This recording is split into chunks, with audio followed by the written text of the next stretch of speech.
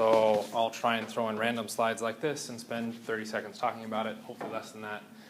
We've got aldehydes and ketones everywhere. If you're moving into biochemistry, the carbonyl functional group is the single most important functional group for you to understand.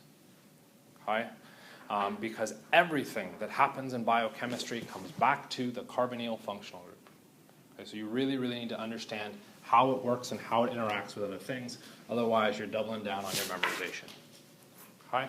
So a whole bunch of different things have aldehydes and ketones. Yay, already spent too long talking about it. Nomenclature. We are going to go through and do some examples with nomenclature. I have heard some complaints about nomenclature not showing up in the lecture, so let's go ahead and do it. We've got our priority of our naming, and we're looking at this new section. We're looking at our aldehydes and ketones.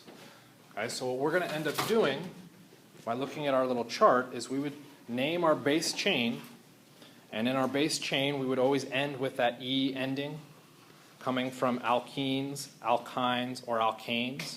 So we change that E ending into either Al or ONE for your aldehydes and ketones, respectively. Respectively?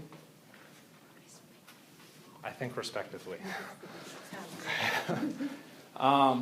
Because aldehydes and ketones are so far up in our priority, almost always you'll see them as the Al ending or the ONE ending. However, there are two functional groups that are higher priorities, carboxylic acids and esters. If those functional groups are present, then your aldehydes and ketones become the secondary functional group.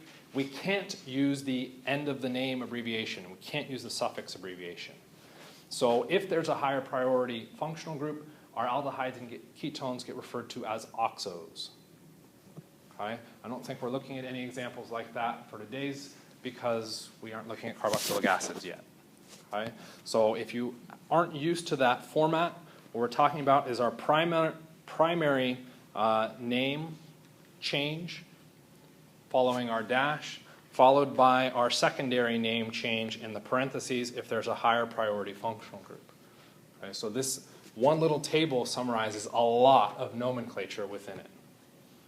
If you remember as well, there's also another table that goes through and does the stepwise process for this. When you look at nomenclature, the first thing that you should go through and do, particularly if you're trying to come up with the name of a structure, is circle the primary chain. Okay? The primary chain, in this case with our aldehydes and ketones, must include the aldehyde or ketone. Okay? So the chain that I've circled does include that as part of my chain. How many carbons do I have? 7, so we're looking at the Greek prefix of our hept. Okay. What secondary functional group do we have? Alkane, alkene, or alkyne? Alkane. So we drop in our AN. Actually, why not? Let's go ahead and just change the colors on it. Okay. What's our primary functional group? We have a ketone. So the ending of our name is going to get switched to an ONE. Okay. What's the issue with the name we've got written? We haven't specified the location of the carbonyl. So where is the carbonyl located? Why carbon 3 and not 1, 2, 3, 5? We want the lowest number. So we're looking at 3 heptanone. Does the 3 have to go out front? It can actually go directly in reference to the ketone. So we could actually also call this heptane 3-one. Okay. In this case, the 3 will go out front just because it looks like a nicer name. If we go through and add in other substituents or other functional groups, then that 3 has the potential to slide all the way down to the -one, and it needs to be in front of the ketone. And we'll look at that one as well. All right, next problem. What's our longest carbon chain? 6, isn't it? So there's 2 chains. One's 8, one's 6. Which is your answer? 6. Why 6? Isn't it 8? It's up on carbon.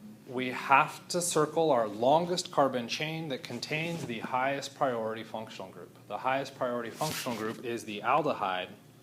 We're looking at this being our main chain. Okay.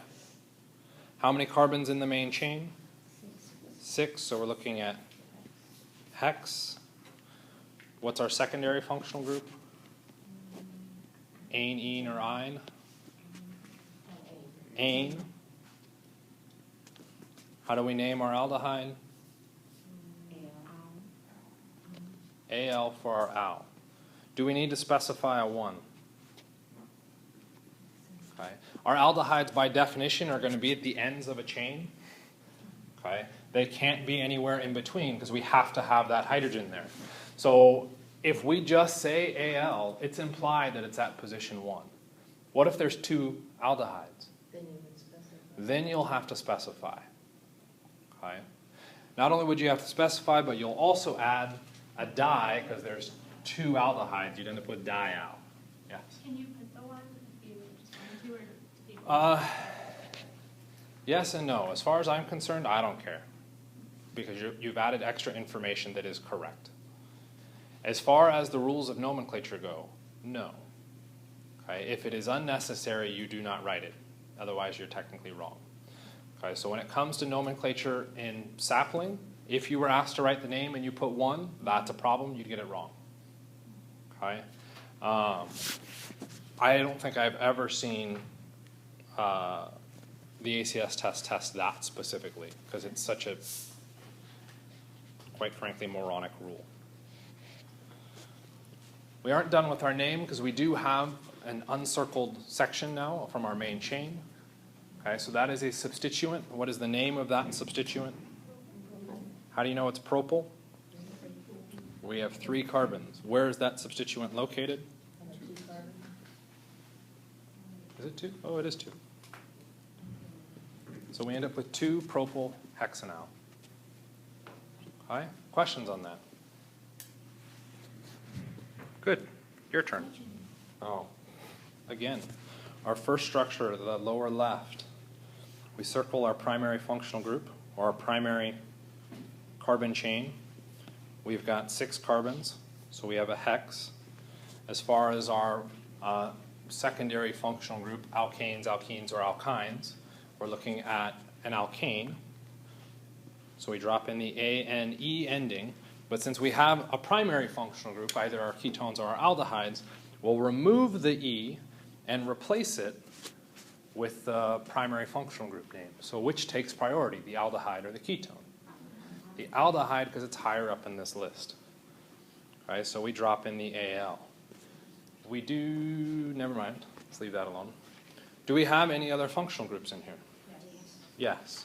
We also have a ketone. Okay? Because it is a secondary functional group or non-primary, we'll name that as our oxo. Okay, so we have an oxo at position 4. Why not 3? It's shorter to go from 3. The aldehyde is our highest priority group. That locks in our 1 position. So we end up with, you already got 4. 4 hexanal. 4 oxohexanal, sorry. Can you put a dash in between the oxo and the hex, or no? No. The only time you use a dash is between numbers and letters. Okay. Do we need to specify the 1?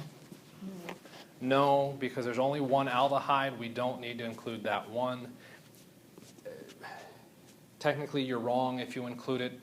You'll see gray areas all the time.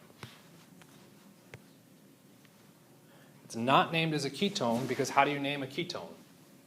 You change the suffix, the ending of the name, to ONE. But if you already have an ending, you can't change it because the aldehyde is a higher priority. So that's like that. And then you do the same thing, so how do you distinguish if it's a ketone or an aldehyde if you put 2 oxos? What number would a ketone or what an aldehyde have? 1 or the last. 1 or the very last carbon. So when you drew out the structure and you put it at position 1, you'd be like, oh, that's an aldehyde. Okay, so it naturally falls out of drawing the structure. That next one, number of carbons. freaking stupidly long one. Was that 8? 6, no, 7. So we have hept. What's one of our secondary functional groups now as far as our carbons go? We have an alkene, so we have to use the en ending. This is where we're going to have to start dropping in some numbers here. Where is the alkene showing up? 6. Position 6. Why not position 1? It doesn't take priority. It doesn't have priority over the aldehyde. Okay? So that's the name of our main chain, plus we now have our aldehyde. How do we specify our aldehyde? Drop in the Al. Okay, do we have anything else going on in our group? We have an alcohol and we have a methyl. How do we name, well, sorry, that was kind of a dumb question. How do we name the methyl? It's methyl, located at what position? How do we name the alcohol? This is where we have to change. We can't use the OL ending that we're used to for alcohols because it's a lower priority than the aldehyde. We've already changed the ending to represent our aldehyde. So we have to use hydroxy. So we end up with 4 hydroxy dash 4 methyl hept 6-ene al. Okay? Big, long, tedious name of putting everything together. Questions? Yes, Tweet. No, because then it's not clear what the 6 is referring to. Is always 1, but we now have 2 primary functional groups in here. We've got the alkene and the aldehyde. We have to be very particular with where we put that 6. You should drop it right next to the alkene. Extra specific. Other questions with these? Do you want more practice with these? Take that as a yes. Name this one. We'll pick these things up fast. Primary functional group is, or primary chain is there. We've got 1, 2, 3, 4, 5, 6, 7 carbons. So we have a hex. We have an alkene. So we're going at, I said 7 and said hex, didn't I? 1, 2, 3, 4, 5, 6, 7. Yep, sorry.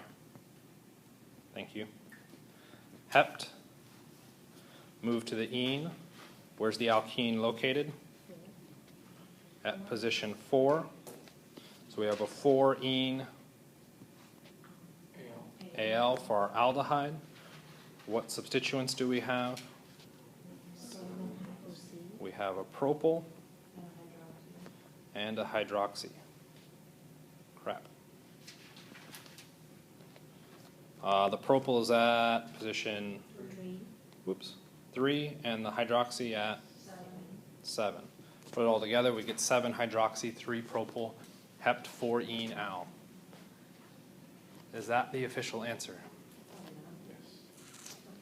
It is wrong. What are we missing?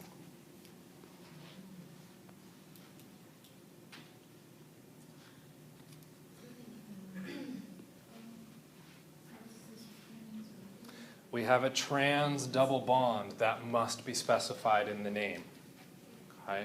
I've definitely run out of space on here, and it's not all in a straight line, but we'd start with, typically you start with the stereochemistry, so our cis-trans issue. This is a trans. We refer to our trans as what letter? Tran-E. Yeah. On the same side. Z is cis. Tran-E. Yeah, train.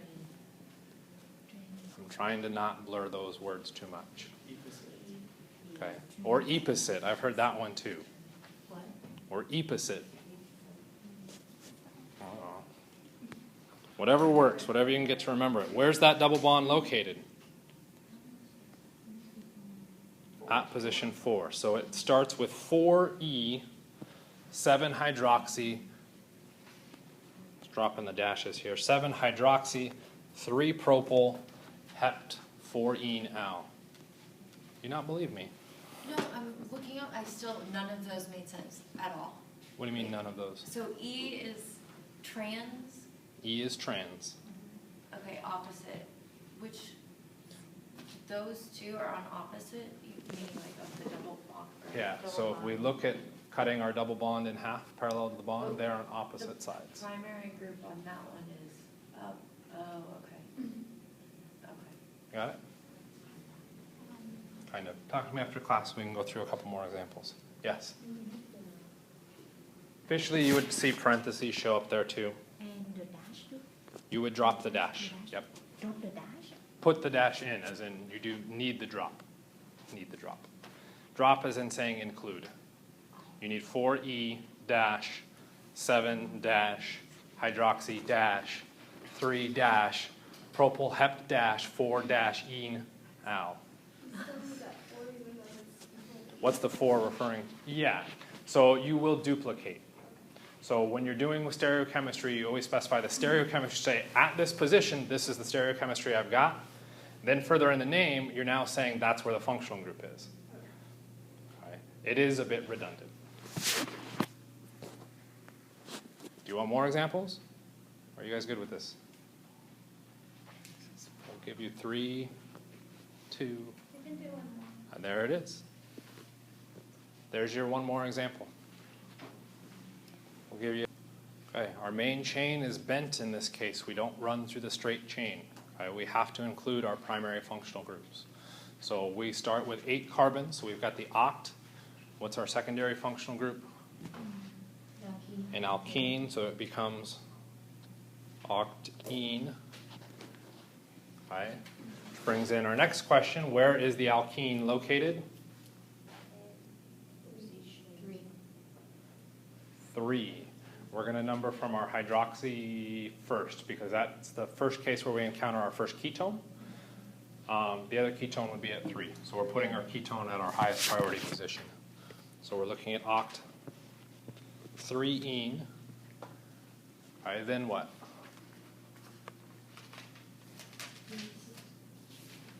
What was that? No, I'm not talking about the alcohol yet. We want to finish our name by dropping in our ketone end. So we have our own because our ketone is our highest priority group. But how many ketones do we have?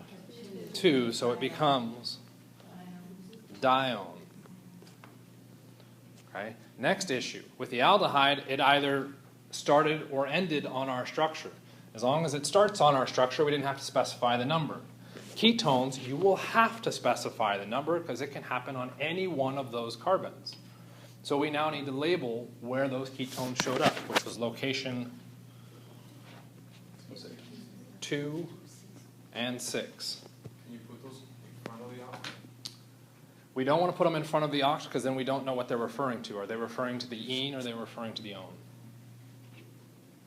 Okay. There are slight variations within nomenclature. Let's try and keep it as consistent as possible when we go through and do this. Okay. Do we have any other substituents that we haven't labeled? We have that lucky propyl again. And we have the hydroxy. The propyl is at carbon 5. And our hydroxy is at carbon 1. So we end up with 1-hydroxy-5-propyl oct-3-ene-2, 6-dione. And we're missing the stereochemistry. Where does the stereochemistry show up? At position 3, we have an E double bond.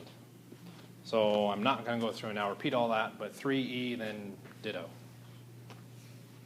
Okay? You can expect this kind of complication within the ACS exam with nomenclature. You'll see multiple functional groups, and you'll see your main carbon chain bend and flip all sorts of weird directions. Okay? With most typically a very long carbon chain running in a straight line across the paper. Okay? Because most people will jump at that at the answer. Okay? You have to realize that it may not be the correct carbon chain. Okay? Questions on nomenclature? Thank God.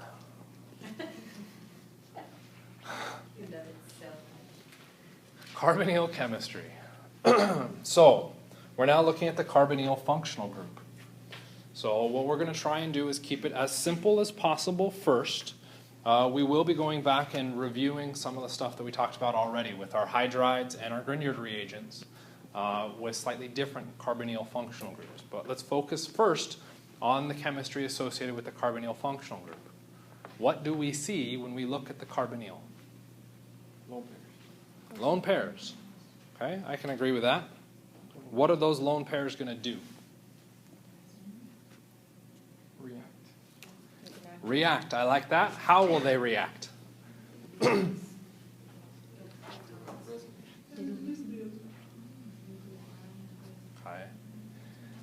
We're looking at an electron source.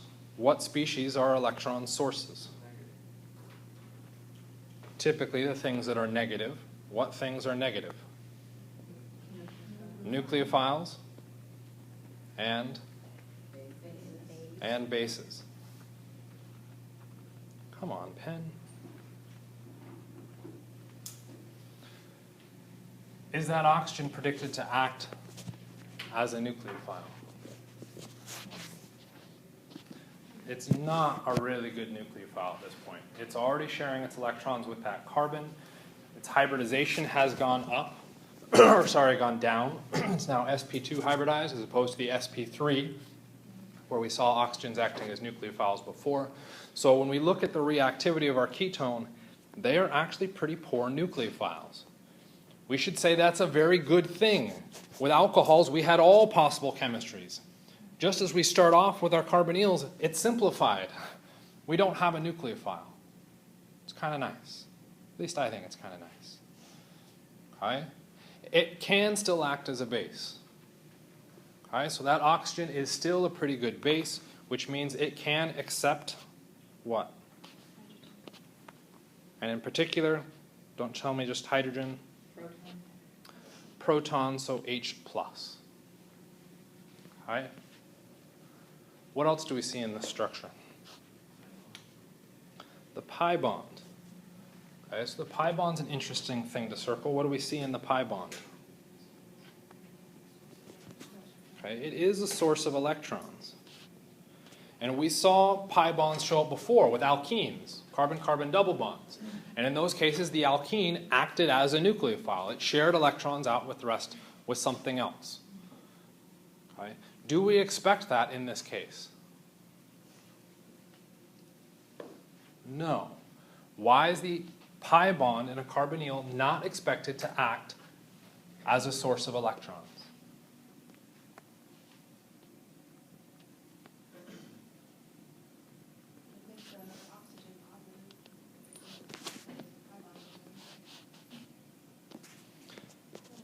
Kind of, sort of, not really. Access electrons. They're ones that are easier to access in the pi bond. Whenever we ask why, we got resonance. Those pi electrons, did I spell that right?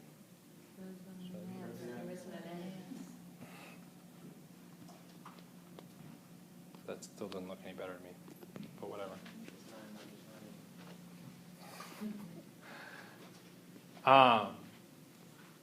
The resonance is going to put those electrons onto the oxygen, okay, which we could then say, well, the oxygen has even more electrons, it should become nucleophilic, except then by putting the electrons onto the oxygen, what happened to the carbon? It becomes more positive, so the electrons are pretty much locked in that deadlock space between the oxygen and the carbon. So until we push those electrons onto either the oxygen by stabilizing the carbon, or by, actually that's it. Until we can get those electrons specifically onto the oxygen by keeping our carbon not positive, those electrons aren't doing much anything. So they're pretty useless. What else?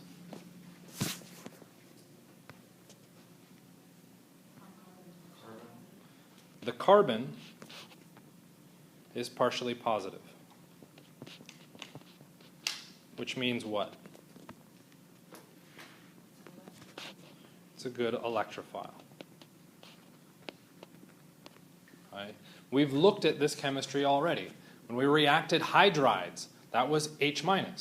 H- goes to positively charged species. The carbon of a carbonyl is fairly positively charged. We looked at this when we looked at Grignards. What happened with our Grignard? Our Grignard gave us a carbon nucleophile, a negatively charged species. Where did that negative charge react? Add a positive carbonyl carbon. Okay? So we've seen this reactivity before. What we're now going to do is push beyond just hydrogens and carbons as nucleophiles, but actually look at oxygens, nitrogens, a little bit with sulfurs, and another example, or another couple examples of carbon nucleophiles. Okay? So that's pretty much what chapter 20 and 21 are looking at. Okay? I believe all of those possibilities. So what we now do is when we look at that carbonyl, this is the chemistry we see. What we want to then do is react it with something. So look at the reagents. What are we supplying for this overall reaction? Okay?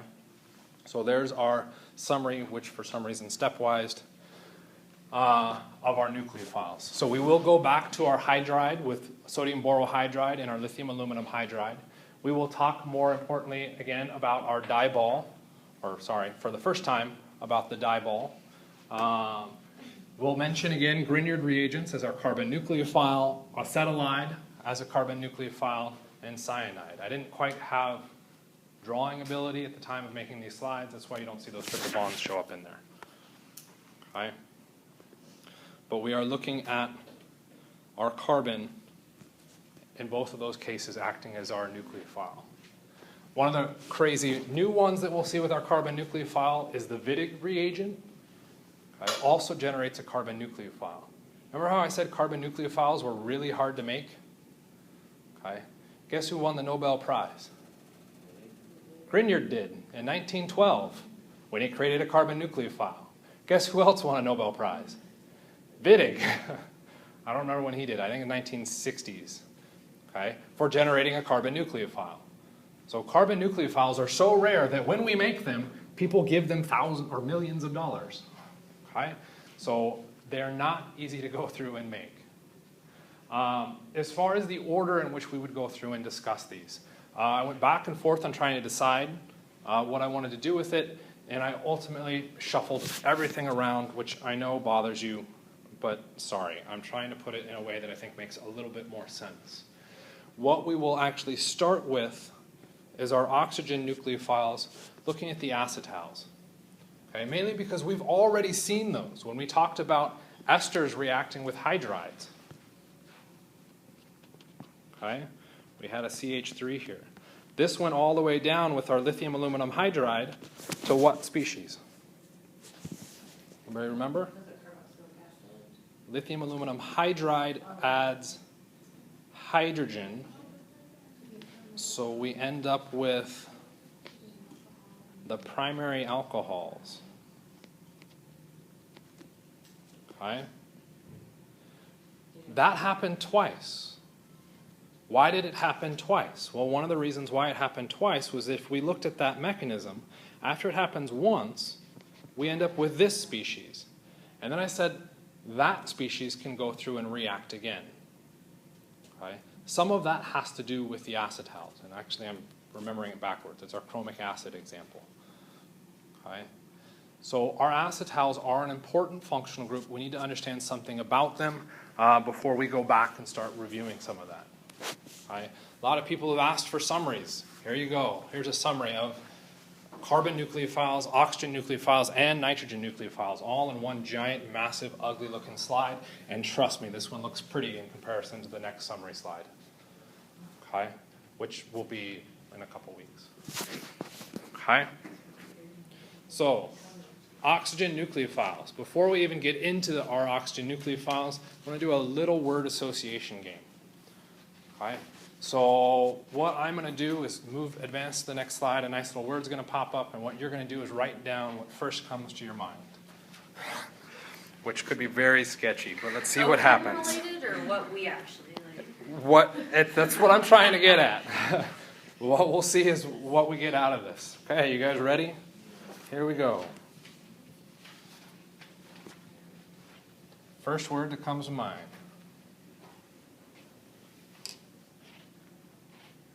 Okay, in theory we got them. What do you got? What? KQ, that works. What do you got? Balance. Balance? Oh, actually, these are pretty reasonable. What do you got? I said equilibrium. Equilibrium, that's fine. I was thinking equation. Equation? Acid-base, I did the same thing. balancing, Balance. balance, Same. same. Acid-base. Wow, you guys are all kind of nice with your words. What word? Reaction. What do you got? Weak acids, weak bases. I would have figured, from your experience from 152, you would have said something not so polite. Okay. When you dealt with equilibrium, you had a lot of calculations to go through and say which side of the reaction was favored, why this one or why this one, and all that fun stuff, right? And everybody loved doing all of those calculations, the ice charts. Okay. We added a weak acid and all of that fun stuff. And you loved that. So much so that what ends up happening? That's what's explaining our oxygen nucleophiles. It's all based off of equilibrium. Okay? This is why this section becomes much more challenging. Because when we talked about substitution reactions, which way did the reaction go? To the product. When we talked about elimination reactions, which way did it go? To the product. To the product every single time. Guess what happens with our oxygen nucleophiles? We sit right in this weird gray area where, depending on the reaction conditions, we favor the reactants or we favor the products. So if you aren't careful with what reagents you have present, you may be saying a reaction occurs when it can't physically happen because the equilibrium does not favor it. Okay? So that makes it much more challenging. But as an organic chemist, it actually helps us out because what we can now do is to come up with an easily reversible reaction. Why are easily reversible reactions helpful? Well, let's say I have a functional group that I don't want to react. I can take advantage of this oxygen equilibrium, turn it into something else, do whatever else I want to the rest of the molecule, and then convert it back to my starting compound. So reversible reactions are awesome in organic chemistry because we can use them to protect things. Okay, so we talked about it really, really briefly with that silyl compound with our alcohols. Okay, same kind of idea is going to happen here. Okay, so be aware of that. You're going to see a lot of equilibrium. It doesn't show up that heavily on the ACS test. If they ask the question, you're going to the product, which is kind of nice. Okay, so most of the questions I ask will focus along that too. Okay, so our first example is looking at acetone. When we add water to acetone, that water can react with it to form this thing referred to as a Gem-diol. So Gem is in reference to, I have no idea actually. It's geminal, and I have no idea what, oh, geminal is twin. So there's alcohols on the same carbon, so you call them twins? I don't know. Okay. But what ends up happening is that we take our oxygen, which remember we're talking about oxygen as a nucleophile, and we take that nucleophilic oxygen and we attach it to the electrophilic carbon. It's the only functional group we've got is the ketone. So when we go through and attach it, yes, we'll go through a sequence of acid-base reactions, which, by the way, I will expect you to predict a mechanism, and we can end up with our Gem-diol. This species is highly unstable, and it goes back to the ketone. Okay? But the existence of that species is what we're trying to take advantage of, or what we can attempt to take advantage of. Okay? We used this when we did our chromic acid reaction. Okay? When we stopped at an aldehyde, okay, we would think, oh, well, there's no more alcohol to react with chromic acid. There's no more alcohol, we can't oxidize any further, right? But then what does our aldehyde do? In the case of our chromic acid, it reacted with water that was present in the solution to form our diol. Now what can chromic acid do to a diol? And H2SO4. It can now react with the alcohol and convert it down to a carbonyl, and we fully oxidized our structure. The only reason that reaction worked was because of the presence of water, and actually because of the existence of this idea of a diol, okay? A hydrate form of our carbonyls. We need that to do that further oxidation. Without this whole process, chromic acid stops at the aldehyde. Okay? Just like PCC did. Okay? Without water? Without water. So water's the crux of that, which is why when we move to PCC, we don't get the further reduction, because in PCC, we don't have water. If we added water to PCC, we'll get the full oxidation. Sorry. Okay? So, why might it favor our reactants, not the products?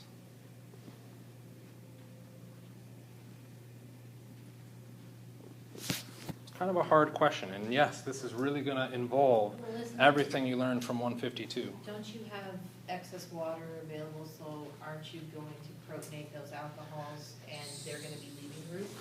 So water's not a strong acid, though. So saying it's protonating is just as likely as it protonating the carbonyl oxygen. Okay. So that's a little bit questionable, but you could run something along those lines. There really isn't an acid in this. You are doing a slight shift in pKa from water to an alcohol. I believe water is a 15.7, and I think the diols are probably about 14. So there is a pKa preference for our reactants, but it's not a big one. But I hadn't thought of that one.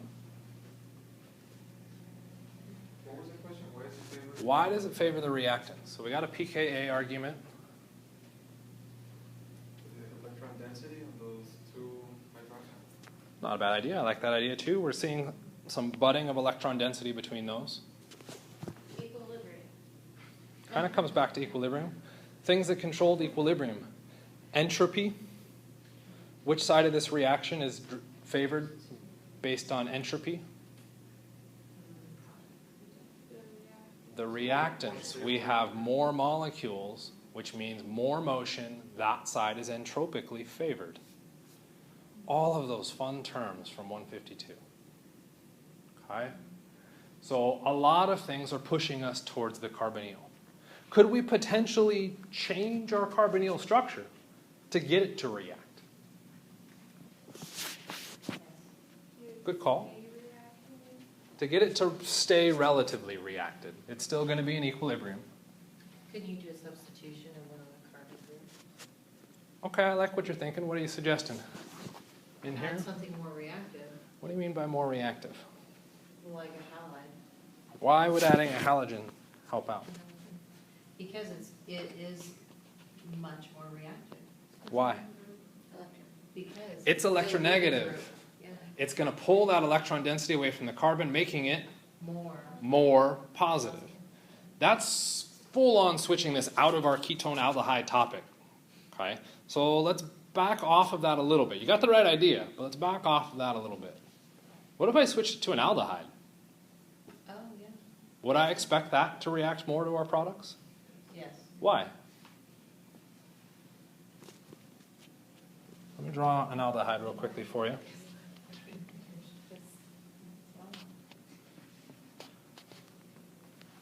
Why would we expect the aldehyde to favor more our products? I'm not sure I really want to draw that. Well, crap, I already started. Why would I expect the aldehyde to favor a little bit more our products than the ketone? What's the difference between the aldehyde and the ketone? We can look at a steric argument. The carbon has more electrons, which is going to block the backside of that bond. Take it a step further.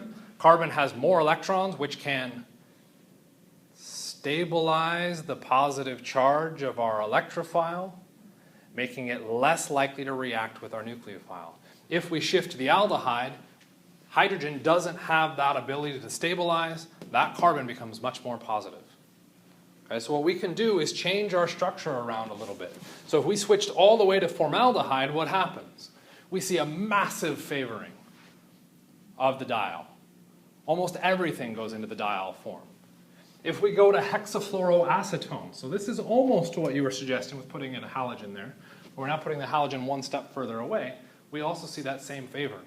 Because in both cases, we've removed electron density or put less electron density on that electrophilic carbon. Okay? Kind of makes sense? So the like electrons They are electron withdrawing groups. Yep. So what we can do is push our equilibrium depending on that. Okay? So we've now seen a couple examples, and if I remember correctly, what we're now going to look at, actually what we won't quite look at yet. Water still is a nucleophile.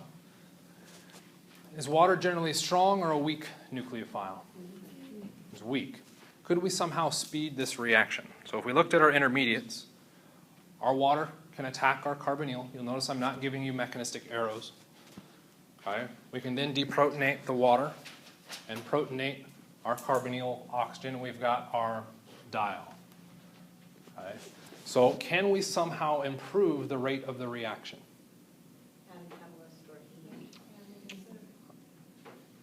Kind of catalyst. What were you suggesting, Janine? Acid, just add an acid. If you add an acid, what happens?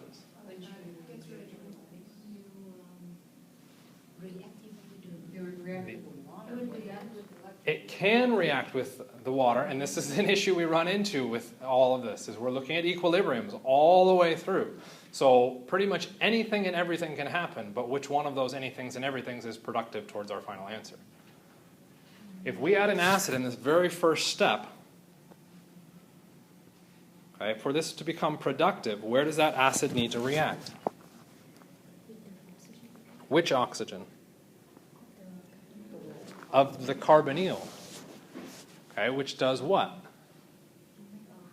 It makes that oxygen very positive, so what does it do? It steals the pi electrons. The oxygen's now happy, but what happened to the carbon?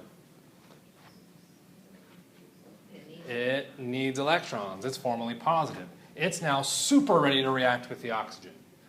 So what did you do in that case? By adding the acid, we made the electrophile more electrophilic. What else could we do? When we run a reaction, how many things do we have? Always. Yeah? More generic than that. How many things do we react when we do a reaction? Two. You specified the electrophile. Isn't there something else? Can we make the nucleophile more nucleophilic?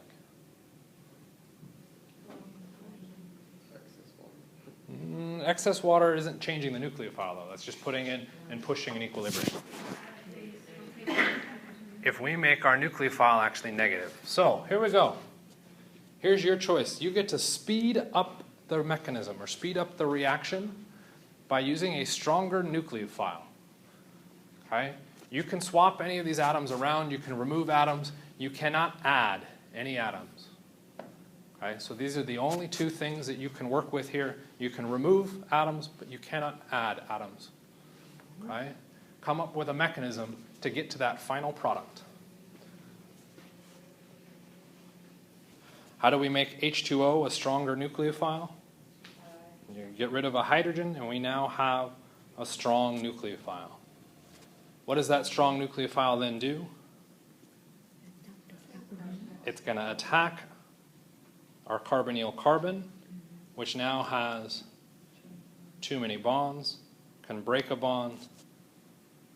And we'd end up with our tetrahedral intermediate. We can follow that up with a proton transfer with our water solvent. And we've got our diol. Okay? Questions about what's shown up there? This is shown in 2 steps.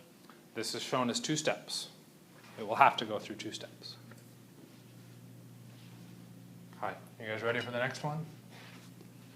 1 second. Okay.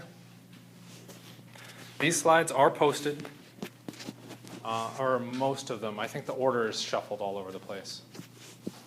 Yeah, sorry, I realized I could get to them. You ready? Okay, so this is now your quiz. We want to speed up the reaction by making the electrophile more electrophilic. So do whatever you can do.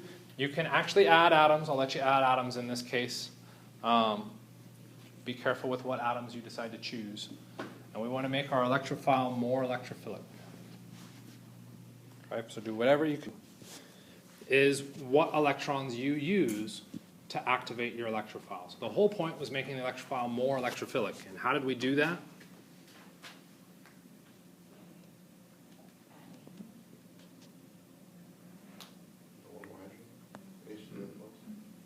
H3O plus, so we're adding a Bronsted acid, which is H plus. What does the H plus react with? The oxygen. Remember earlier how we said, okay, here's our carbonyl functional group? And we went through and said, okay, what reactivity do we get out of it? What was the reactivity of our oxygen? Said it wasn't a good nucleophile, but we did not say not very much. We said it was basic. What does it do in this very first step? Reacts with a hydrogen, as in it acted as a base. Okay? Recognizing those charges and seeing the chemistry that can come out of it allows you to do something about prediction. Okay? This is why we go through and do this. Okay? So that can then pick up a hydrogen. You'll notice that the electrons that they used in this mechanism were to use the lone pair. Okay? We're looking at the lone pair versus the pi bond. Does it matter which one?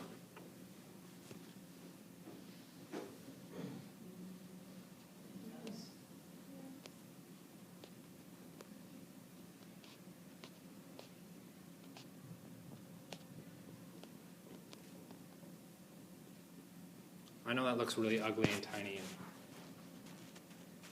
yeah, slightly deformed. But to generate that product, what reacted? The pi bond or the lone pair? The pi bond. What's its relationship to the structure that they drew? There's a hint that the arrow is already there.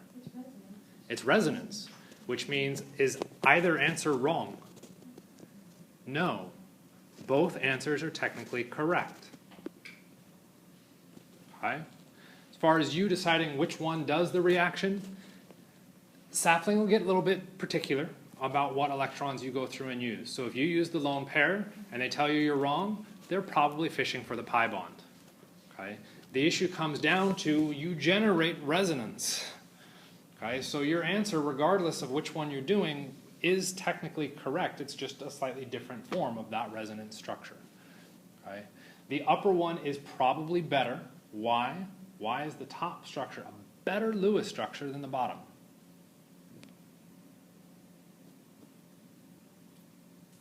All the way back to the rules of Lewis structures. It's the octet rule. The carbon in the bottom structure has not satisfied its octet. It is technically a bad resonance structure. While the oxygen is positive in the upper one, everything still has its octet. That structure is the better resonance structure. Right? Which is why when they go through and show their arrows, they're showing it generating the better resonance structure. Does it matter? No, not really. Focus more on where those structures are coming from and how we can get to them and the relationships between them. Okay? The net result is if we look at that first acid-base reaction, what have we done to the carbonyl carbon?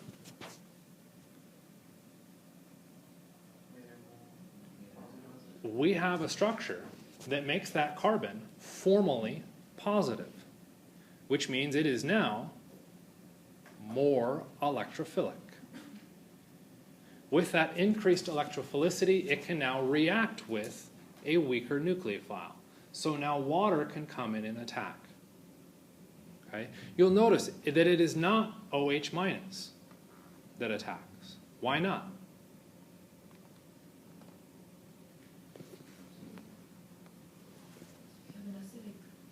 What did we start with? We started this whole reaction by adding a Bronsted-Lowry acid, H+. Can we generate O- at any point in our mechanism? No, because there's a strong acid present. So if anywhere in what you wrote out you see a minus sign, your answer is wrong. You must protonate first. Okay? This is one of those things. Note it. You don't change it. Because what I'm looking for is that you're looking at your mistakes and evaluating those mistakes and coming up with reasons why. You'll notice once the water attacks, it still has that extra hydrogen. Okay? We have to get rid of that in the next step. We can't get rid of it in the previous step, because we got rid of it in the previous step, we have OH minus. We can't have that minus charge. Okay? Nearly all of the mechanisms that we are going to be looking at when we're looking at our carbonyls are balancing on this kind of razor edge of, is it negative or is it positive? If you add an acid, your structure should be primarily positive. If you run under basic conditions, your structure should be primarily negative. Okay? You must follow that line. Okay? That is the end for today.